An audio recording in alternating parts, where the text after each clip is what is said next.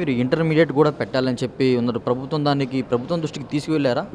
తీసుకువెళ్ళాం sir. ఇప్పుడు government నుండి మనకు అందిన ఏకైక స్కూల్ ఏంటంటే కడపలో ఉన్న government high school for the blind Kadapa.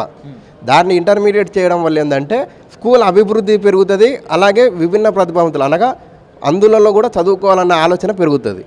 సుమారు ఒక 20 ఏళ్ళు ఉంటాయా మీకు?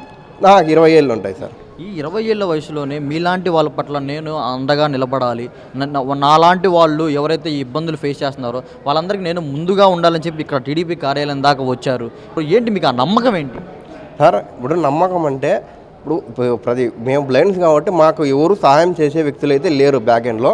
కాబట్టి మాకు రావాల్సిన హక్కులు కానీ మాకు రావాల్సిన ఏదైతే గవర్నమెంట్ నుండి ఉండాలి అది పథకాలు కానీ అవన్నీ మేమే పోరాడాలి సార్. మాకంటే ఎవరు వచ్చి పోరాడరు కదా. కాబట్టి మేము తిరుగుతున్నాం. ఇప్పుడు మేము కష్టపడితే మా కింద ఉన్న వాళ్ళు కూడా సుఖపడతారు. కాబట్టి అదో మోటివ్తో, అలాగే మాకు ఒక సార్ ఉన్నారు, ఆ సార్ను కూడా ఇన్స్పిరేషన్గా తీసుకొని మేము ఇదంతా చేస్తున్నాం సార్.